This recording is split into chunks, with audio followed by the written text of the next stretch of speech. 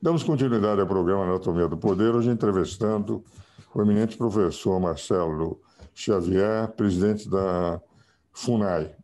E como eu faço em todo o programa, eu entrego um livro, hoje não posso entregar pessoalmente, como fazia antigamente, mas mandarei por SEDEX amanhã aí para Brasília, que é Uma Breve Teoria do Poder, terceira edição de Uma Breve Teoria do Poder. Na ocasião, vai estar saindo uma quarta agora, mais um mês, com a prefácio do Michel, que também é constitucionalista. E se verifica, e eu chamo de breve teoria, que eu examino a evolução do poder na história, mais à luz do detentor do poder, do que uma teoria geral do poder, embora fale sobre a filosofia, etc. O amigo vai se divertir com o livro. Mas, obrigado. Xavier, nós estamos discutindo no primeiro bloco uma questão realmente importante. Entre os direitos e garantias fundamentais da Constituição, o artigo 5º, que inaugura o título 2º da Constituição e que, para muitos constitucionalistas, é o mais importante, porque toda a Constituição é destinada a garantir o Estado, que garante o quê? O cidadão. O Estado é um instrumento de dar felicidade ao povo e os direitos e garantias individuais, ao ponto de ser cláusulas pétreas, não poderem ser modificados por força do artigo 60, parágrafo 4º, inciso 4º da Constituição, serem cláusulas pétreas, que lá está. E lá está colocado, logo no início, a inviolabilidade do direito à vida e termina nos 5 princípios que condicionam os outros 78 direitos, a propriedade e a segurança jurídica, que são 2 aspectos que se discutem muito no problema da demarcação das terras indígenas. Aqueles que têm títulos dados pelo próprio governo e que, em função recente, o voto do ministro Fachin entende que seria uma mera declaração, como se eles perdessem aquilo que foi outorgado pelo próprio governo. E, a meu ver, com direito a indenizações, etc. Como é que os senhores estão vendo na SUNAI, entende, essa discussão entre se seria declaratório o título, aquilo que o governo, na demarcação daria, se seria constitutivo, ou se for declaratório, mas respeitando a lealdade do Estado perante o cidadão, o direito à indenização daqueles que venham a perder numa demarcação que lhes tira a terra. Como é que os senhores estão vendo esse problema na FUNAI? Muito bem, professor Ilson. Agradeço o livro e agradeço muito a pergunta também.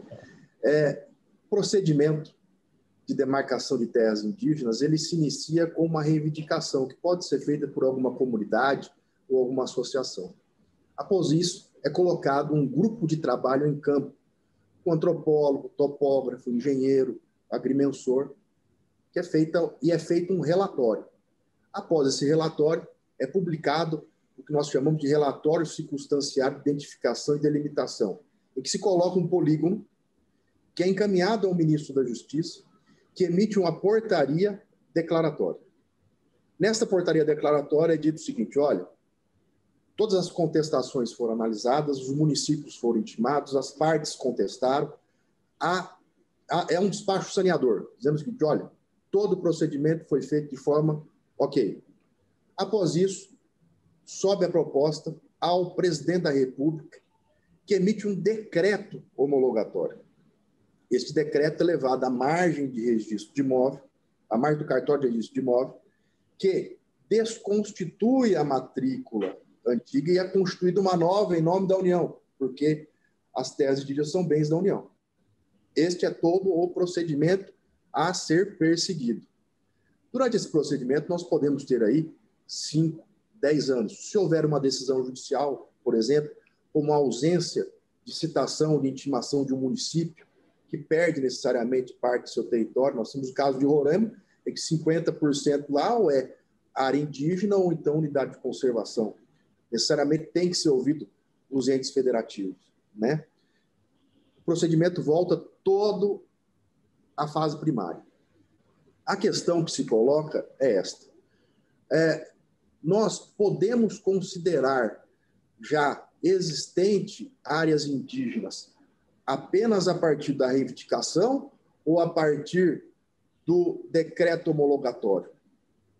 Veja só, se eu considerar desde o início que aquela área indígena, já existe posse indígena, e que necessariamente ali já é a necessidade de fazer a proteção dessa posse, fundada na imemorialidade dessas áreas, que retroagem a 1500, necessariamente eu teria que fazer a defesa disso, dessas comunidades indígenas em desfavor de outros brasileiros que já estão com essas áreas, e que muitas vezes foram titulados pelo próprio Estado. Já pela segunda ideia, em que eu aqui pela FUNAI, nos nossos entendimentos, consideramos que terras indígenas são aquelas somente após o decreto de homologação, nós só teríamos que agir após o decreto de homologação. Por que isso? Porque se eu fizer de forma antecipada, eu posso estar alijando indevidamente uma garantia constitucional que é o direito de propriedade. E mais, alijando sem a amplitude e magnitude da ampla defesa e contraditória e os recursos inerentes. Chegando à seguinte situação: se lá à frente o presidente da República não homologar essa área, ou mesmo a portaria declaratória disser, olha, essa área está fora do polígono proposto inicialmente, este proprietário terá direito de indenização com o Estado por ter sido alijado da sua propriedade, do usufruto da sua propriedade de forma antecipada? Ele deixou de usar e gozar. A partir do momento em que há um pedido de reivindicação na área indígena, é feito o embargo desta área no sistema de gestão florestal. Ou seja, ele não consegue mais financiamento bancário. Se ele tiver um plano de manejo sustentável, ele já não pode mais explorar. E se tiver algum financiamento, ele vence de forma antecipada. De modo que nós alijarmos este proprietário acreditado com justo título, desconstituindo esse justo título de forma antecipada, isso à margem da segurança jurídica e do direito de propriedade, seria a medida mais adequada? É esse o grande dilema que se coloca, inclusive, agora em julgamento no tema 1031 do Supremo Tribunal Federal. Interessante. A minha posição é no sentido que teria que ser como a do senhor a partir do decreto, é evidente que até lá nós não temos nada definitivo e não se pode eliminar os direitos provisoriamente com a possibilidade daquilo, evidentemente, não ser homologado. Agora, há um outro dado que eu queria colocar também para o amigo, que me parece importante nesse final de programa. No governo passado, houve situações em que comunidades aqui no estado de São Paulo, que, enfim, a comunidade indígena, antropologicamente, tinha se definido como uma determinada área, que era aquela, mas que já não dava mais subsistência, e que a FUNAI transferiu para uma outra área que eles nunca tinham habitado, só para que essa comunidade pudesse existir. Então, o proprietário de uma área que absolutamente não tinha nada de tradição indígena, perderam essa área porque houve a transferência de determinada comunidade para aquela área. Como é que os senhores estão enfrentando o problema hoje? Isso aconteceu no passado, no governo passado, não é? Professor Ives, olhe só como é que funcionam as coisas. A tradicionalidade da ocupação é uma situação jurídica prevista na Constituição para fim de demarcação das áreas. Mas há a possibilidade da constituição de reserva indígena por compra de terras pelo próprio Estado. E há a possibilidade também de terras dominiais, que são aquelas que são adquiridas pela própria comunidade. Aliás, terras dominiais é a única hipótese em que a terra indígena é da própria comunidade, não é da União. Então, existem soluções jurídicas passíveis de composição desses conflitos. E eu acho que, nesses casos, há a possibilidade de compra dessas áreas para colocar as comunidades de forma a criar reservas indígenas, que é previsto no Estatuto do Índio. É interessante.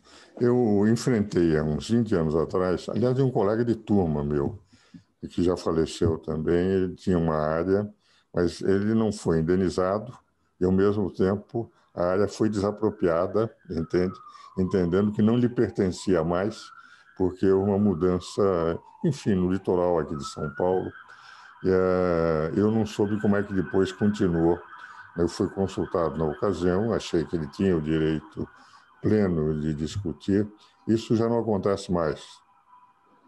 Não, dificilmente acontece, até porque nós interpretamos que há a possibilidade, sim, dessas áreas, de composição desses conflitos com indígenas e não indígenas, desde que seja feita a compra das áreas. Logicamente, no caso de tradicionalidade da ocupação, são feitos os estudos, e aí sim, nesses casos, por força da Constituição Federal, ele só teria direito à indenização das benfeitorias úteis necessárias ali. Exatamente. Por força da Constituição Federal. Mas nos casos em que não há tradicionalidade da ocupação, não há tradicionalidade, há a possibilidade de compor isso através da compra das áreas. Perfeito.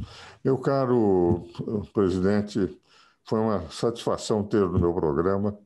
Eu creio que foi um belíssimo esclarecimento a todos os nossos telespectadores de como é que a FUNAI está sendo muito bem dirigida no momento. Muito obrigado pela sua presença. Meus telespectadores, espero-os novamente no próximo domingo.